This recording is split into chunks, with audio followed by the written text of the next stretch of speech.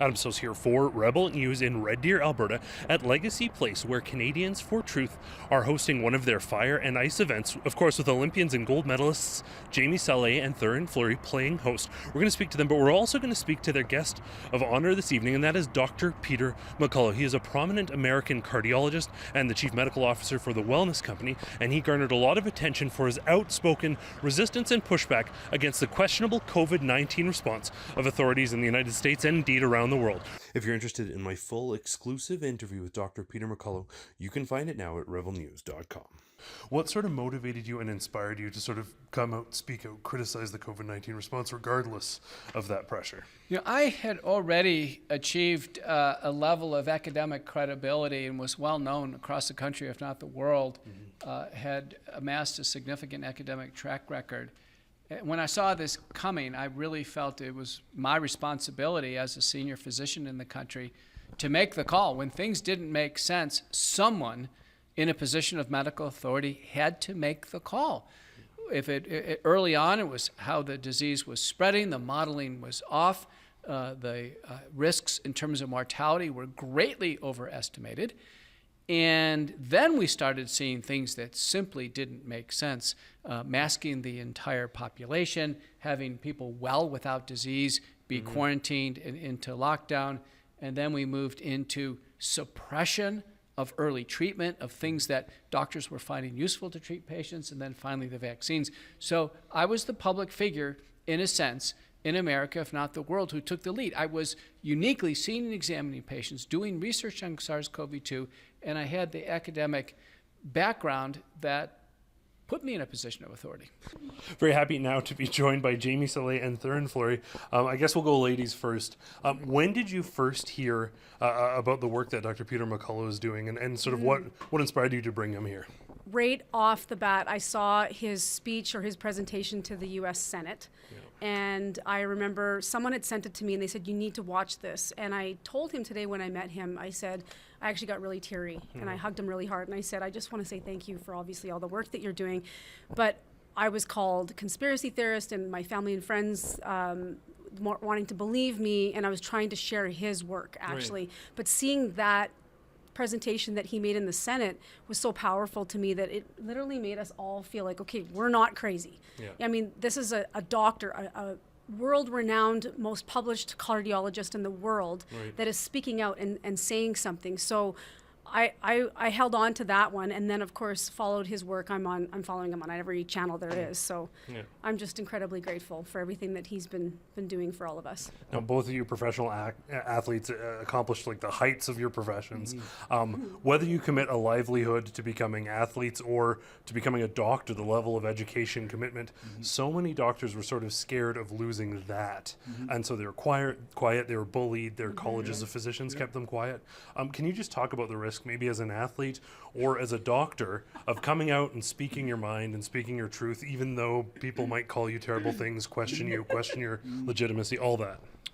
Well, as a professional hockey player, I was a villain the whole entire time. So this role fits me perfectly. Yeah. But at the end of the day, there's a depopulation agenda on the docket. And so I really don't have anything to lose, and I have everything to gain. And watching Dr. McCullough and what he's gone through, you know, I think it's important for people who have a big platform and have a voice to expose the corruption that's in the world. Like, it's not only in Canada, but it's everywhere on the planet. And it just goes to show you how much big pharma has bought and paid for, you know, this whole pandemic. Yeah. Right? Final question, if either of you can weigh in on this. Obviously, Dr. McCullough with the Wellness Company and some of the work that they're doing, but generally people looking at alternatives to the exclusively big pharma solution. The Trudeau government hating that, of course. They've brought in Bill 47, which seeks to sort of undermine, regulate, restrict, and limit people's access to these alternatives that are, I mean, there is something as simple as vitamin D that every doctor on earth thinks you should take. How concerning is that to you? Oh, it's incredibly concerning. I mean, I know most of us that are aware know the importance of these natural supplements that they've given us to, and it was actually really funny that you bring up vitamin D, because that's one of our most important vitamins that we actually get from the sun, and they didn't talk about that once during COVID as helping us fight it. So it just, to me, it goes along with everything else that's so corrupt in this government, that to take away things that they know are good for us and that help our immune system. Are we shocked? Yeah. But I do believe that doing this, though, or if this actually happens, I think we're waking up quickly. But if they actually are successful in this, it's going to wake up a lot of the other sleepers, the people that aren't getting this yet. Well, because 70% of people are on supplements. Yeah. So, and I know for me, I'm a Crohn's, I have Crohn's disease, and I went the conventional medical route, didn't get better, switched to holistic, haven't had any problem with my Crohn's. So, I will be deeply affected by Bill 47. Well, we all went into medicine a few years ago, not for this, but to represent you. We got up in the middle of the night. We represented you. Honestly, options were presented to you with no restraint by our colleges. That's changed. Government is now your new doctor. Be worried. Be very worried. And what does it mean to have someone like Dr. Peter McCullough here? And what does it mean to have this event being sold out? So despite what the government's telling you, despite the attempt to control healthcare, there's clearly an appetite for something different, for something like this. Dr. McCullough is the giant internationally. He's the leader of the medical freedom movement. He's such a remarkable man. And he's suffered, like we all have, from loss of position, loss of income. It's a movement, though, that is growing. I'm amazed at the number of physicians. Yes, Johnny come lately, but still it's growing. Yeah. And when the dust settles, Adam, it's going to be so obvious that there'll be a slaughter of physicians and bureaucrats who are behind all of this. It's a terrible day for medicine to think that something of this scale happened, because this isn't an original statement, and I don't know who said it. Recently, this was said.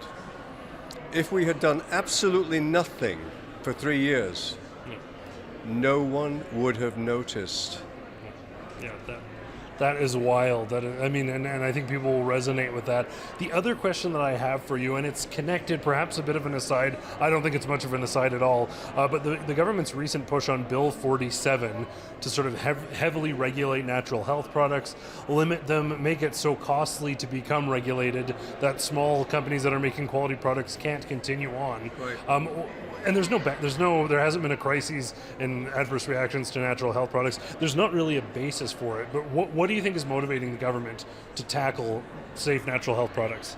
Well, I'm on the board of the wellness company, the Canadian subsidiary. I'm very proud to be there.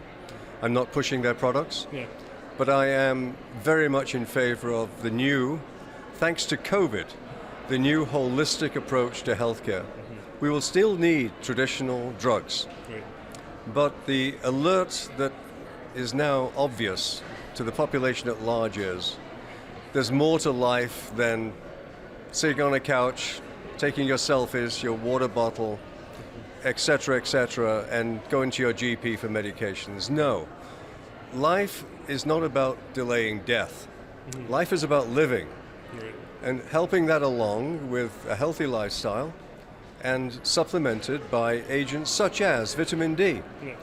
What used to be called the season of coughs and colds is actually the season of vitamin D deficiency. Every single person in Canada is severely vitamin D deficient in the winter, and a sitting duck for any viral infection, COVID included.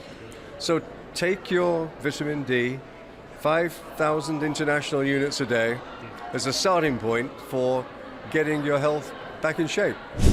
I think as Albertans we have a reflex that when we are told that we can't do something or we shouldn't hear something or shouldn't listen to something, we want to hear it for ourselves. And I think that's what this whole event is about. Peter McCullough was cancelled, basically, told that he was some sort of heretic subject to witch trials. And these are people who just want to hear the things the officials in big tech, social media, said that they couldn't possibly be able to hear, that they couldn't possibly be able to understand. They want to see for themselves. Yeah, it's incredible. Speaking of which, there's debates as to whether this video will be in its entirety on YouTube. That has yet to be seen. Who even knows? I suppose the next question for you is, whether it's Jamie Salé, Theoren Fleury, who gave everything to be athletes, or doctors who spend years and a fortune to become qualified, these folks are very much risking and risked their reputation. Now, obviously, attempts to cancel them have backfired. They're bigger names than ever. But just how much courage does it take, you do it too in your work, to be like, I don't care what people say, I'm going to fight for the truth? You know what? I think people like me, like you too, you realize that you might have the platform to say the things that you're saying, but you're speaking on behalf of a lot of people. That was the same thing with the convoy. As I'm standing here, the traffic jam to get into this event is kilometers long. Like, there's no possible way they're going to start on time. They're starting late, they've confirmed. There's no possible way they're starting on time because there's such an interest. But like for me, for Jamie, we saw Dr. Roger Hodkinson here, another person who is canceled, but his voice is louder than ever. You really are, you're using your platform to give voice to the thousands of other people behind you, and we can see that by the thousands of people who are trying to come here tonight. Well, truly an incredible event taking place tonight in Red Deer. We showed you a quick snippet, but if you want to see the full video of the conversation between the former Olympic gold medalists and Dr. Peter McCullough, you're going to be able to find it in about a month at CanadiansForTruth.ca. I want to thank Canadians for Truth for having us out here and giving us such great access to this event. We appreciate it as always. Had the opportunity to have some really great conversations with some people providing critical insight on the government response to COVID-19. As always, I want to thank you all so much for tuning in. For Rebel News, I'm Adam Soos. Inflation is driving costs up for absolutely everyone, and that includes us as journalists. Getting out here to cover stories like this, to tell the other side of the story, it costs money. So I'm humbly asking you to consider if your bills are paid, if your family's taken care of, and if everything is absolutely in order in your personal life. If you've got a little bit extra, consider supporting the work we're doing by chipping in at rebelfieldreports.com.